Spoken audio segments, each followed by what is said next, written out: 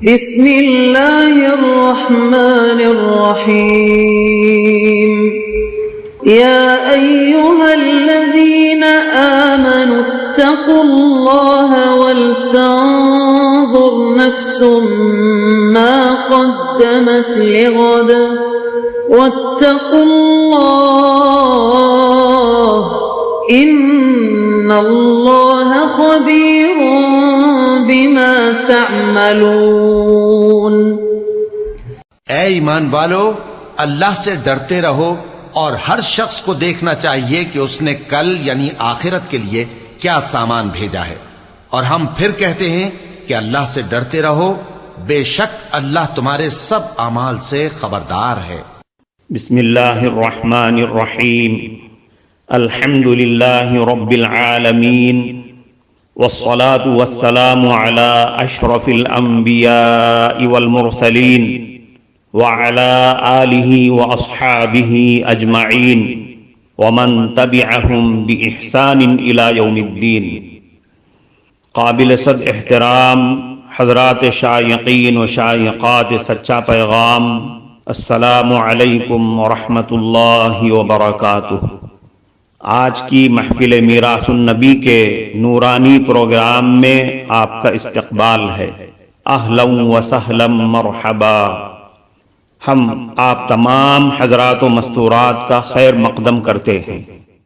محترم حضرات و خواتین، تعلیم کا آغاز ہو رہا ہے۔ سب سے پہلے آداب تعلیم کا لحاظ کرتے ہوئے تعلیم کی طرف متوجہ ہو جائیں۔ پورے دھیان سے سننا، عمل کی نیت سے سننا اور تبلیغ کی نیت سے سننا، یعنی سنی ہوئی باتیں دوسروں تک پہنچانے کے جذبے سے سننا چند خاص آداب تعلیم ہیں۔ امید ہے کہ آپ حضرات ان آداب کا ضرور خیال رکھیں گے۔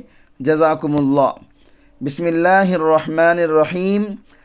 حضرت علی رضی اللہ عنہ سے روایت ہے کہ رسول اللہ صلی اللہ علیہ وسلم نے مجھ سے ارشاد فرمایا، علی، 3 کام وہ ہیں جن میں تاخیر نہ کرنا: نماز جب اس کا وقت آ جائے، جنازہ جب تیار ہو کر آ جائے، اور بے شوہر والی عورت جب اس کے لیے کوئی مناسب رشتہ مل جائے۔ مطلب یہ ہے ان 3 کاموں میں ہمیشہ جلدی کی جائے۔ جو عورت کسی کے نکاح میں نہ ہو، اس سے نکاح کرنے کے لیے جب کوئی مناسب آدمی تیار ہو جائے تو پھر نکاح میں دیر نہ کیا جائے۔ اسی طرح جب جنازہ آ جائے تو نماز جنازہ اور تدفین میں دیر نہ لگائی جائے۔ جب نماز کا وقت آ جائے، یعنی وہ وقت جس وقت کے نماز پڑھنی چاہیے، تو بلا تاخیر نماز پڑھ لی جائے۔ حضرت ابو ذر غفاری رضی اللہ عنہ سے روایت ہے کہ رسول اکرم صلی اللہ علیہ وسلم نے مجھ سے فرمایا، تمہارا کیا حال اور کیا رویہ ہوگا جب ایسے غلط کار اور اللہ تعالیٰ سے نہ ڈرنے والے لوگ تم پر حکمراں ہوں گے، جو نماز کو مردہ اور بے روح کریں گے، یعنی ان کی نمازیں خشوع اور خضوع اور آداب کا اہتمام نہ ہونے کی وجہ سے بے روح ہوں گی، یا وہ نمازوں کو ان کے صحیح وقت کے بعد پڑھیں گے۔ میں نے عرض کیا، آپ کا میرے لیے کیا حکم ہے؟ یعنی ایسی صورت میں مجھے کیا کرنا چاہیے؟ آپ صلی اللہ علیہ وسلم نے فرمایا، تم وقت آ جانے پر اپنی نماز پڑھ لو، اس کے بعد اگر ان کے ساتھ نماز پڑھنے کا موقع آ جائے تو ان کے ساتھ پھر نماز پڑھ لو، یہ تمہارے لیے نفل ہو جائے گی۔ بنی امیہ کے بعض خلفاء اور امراء کے زمانے میں یہ پیشن گوئی حرف بحرف پوری ہو چکی ہے۔ جن صحابہ نے ان کا زمانہ پایا، جیسے حضرت انس رضی اللہ عنہ اور اکثر اکابرین تابعین، ان کو یہ ابتلا پیش آیا اور انہوں نے رسول اللہ صلی اللہ علیہ وسلم کی اس ہدایت پر عمل کیا۔ حضرت انس رضی اللہ عنہ سے روایت ہے کہ رسول اللہ صلی اللہ علیہ وسلم نے فرمایا، جو کوئی نماز کو بھول گیا یا نماز کے وقت سوتا رہ گیا تو اس کا کفارہ یہ ہے جب یاد آئے یا سو کر اٹھے اسی وقت نماز پڑھ لے۔ مطلب یہ ہے جب سو کر اٹھے یا بھول جانے کی صورت میں جس وقت نماز یاد آ جائے اسی وقت بلا تاخیر نماز پڑھ لے۔ اس صورت میں وہ نماز ادائی کے حکم میں ہوگا اور اس آدمی کو کوئی گناہ نہیں ہوگا۔ بعض سفروں میں رسول اللہ صلی اللہ علیہ وسلم کو خود یہ واقعہ پیش آیا کہ رات کے بیشتر حصے میں آپ صلی اللہ علیہ وسلم اور آپ کے رفقا چلتے رہے، اس کے بعد کچھ آرام کر لینے کے ارادے سے لیٹ گئے اور حضرت بلال رضی اللہ عنہ نے خود جاگتے رہنے اور فجر کی نماز کے لیے جگانے کی ذمہ داری لے لی، لیکن تقدیر الہی کے صبح صادق کے بالکل قریب خود حضرت بلال رضی اللہ عنہ کی آنکھ لگ گئی اور سب سوتے رہ گئے، یہاں تک کہ سورج نکل آیا۔ سب سے پہلے رسول اللہ صلی اللہ علیہ وسلم کی آنکھ کھلی، پھر سب لوگ گھبرا کر اٹھے۔ سب کو نماز کا وقت نکل جانے کا اس دن بہت رنج اور صدمہ تھا۔ محترم ناظرین کرام، اس دینی اور ایمانی بیان کو سننے کے دوران ہی اس کو لائک کر دیجئے اور شیئر بھی کر دیجئے تاکہ دوسرے بھی اس سے فائدہ اٹھا سکیں۔ اللہ آپ کو جزائے خیر عطا فرمائے۔ نبی کریم صلی اللہ علیہ وسلم نے اذان دلوا کر جماعت سے نماز پڑھی اور فرمایا کہ سوتے ہوئے نماز کا وقت نکل جانے سے گناہ نہیں ہوتا، گناہ اور جرم اس وقت ہے جب آدمی جاگتے ہوئے جانتے ہوئے نماز قضا کر دے۔ حضرت انس رضی اللہ عنہ کے سب سے بڑے صاحبزادے ابو عمیر اپنے بعض چچوں سے جو انصاری صحابیوں میں سے تھے روایت کرتے ہوئے بیان کرتے ہیں کہ رسول اللہ صلی اللہ علیہ وسلم کو نماز کے لیے فکر لاحق ہوئی اور آپ صلی اللہ علیہ وسلم نے مشورہ بھی فرمایا اس کے لیے لوگوں کو کس طرح جمع کیا جائے، یعنی نماز میں شامل ہونے کے لیے لوگوں کو کس طرح جمع کیا جائے اور کیا تدبیر اختیار کی جائے۔ پس بعض لوگوں نے عرض کیا نماز کے وقت ایک جھنڈا نصب کر دیا جائے، یعنی ایک جھنڈے کو بلند کر دیا جائے، جب لوگوں کی اس پر نگاہ پڑے گی تو ایک دوسرے کو اطلاع کر دیں گے۔ رسول اللہ صلی اللہ علیہ وسلم کو یہ رائے پسند نہ آئی۔ راوی کا بیان ہے اس سلسلے میں آپ صلی اللہ علیہ وسلم کے سامنے یہودیوں کے بھونپو کا بھی ذکر کیا گیا۔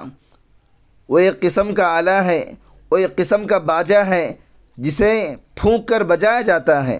آپ صلی اللہ علیہ وسلم نے فرمایا وہ تو یہودیوں کی چیز ہے، ان کا طریقہ ہے، اس کو بھی آپ صلی اللہ علیہ وسلم نے پسند نہ فرمایا۔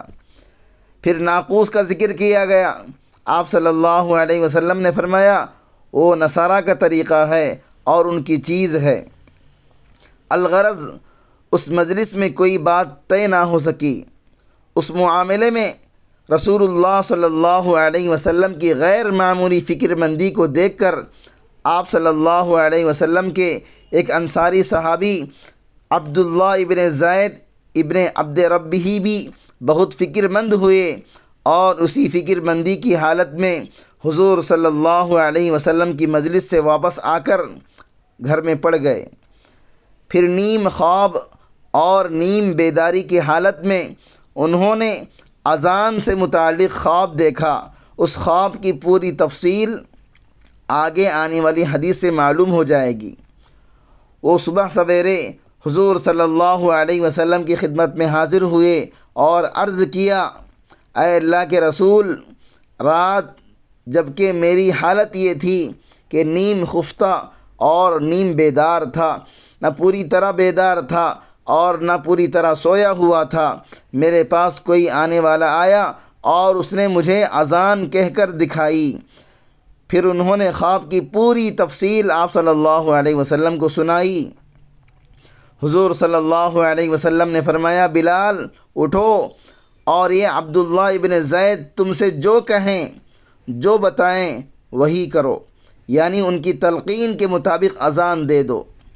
راوی کا بیان ہے پھر حضرت بلال رضی اللہ عنہ نے اس حکم کی تعمیل کی اور اذان دی۔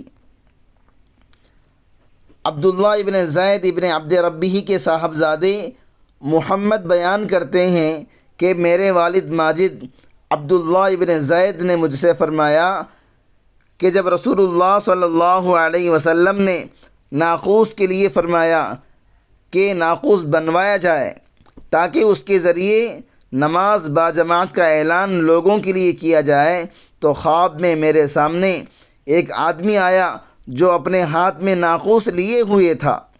میں نے اس سے کہا، اے اللہ کے بندے، یہ ناقوس تم بیچو گے؟ اس نے کہا، تم اس کا کیا کرو گے؟ میں نے کہا، ہم اس کے ذریعے اعلان کر کے لوگوں کو نماز کے لیے بلایا کریں گے۔ اس نے کہا، کیا میں تم کو ایک ایسی چیز بتلا دوں جو اس کام کے لیے اس سے بہتر ہے؟ میں نے کہا، ضرور بتلائیے۔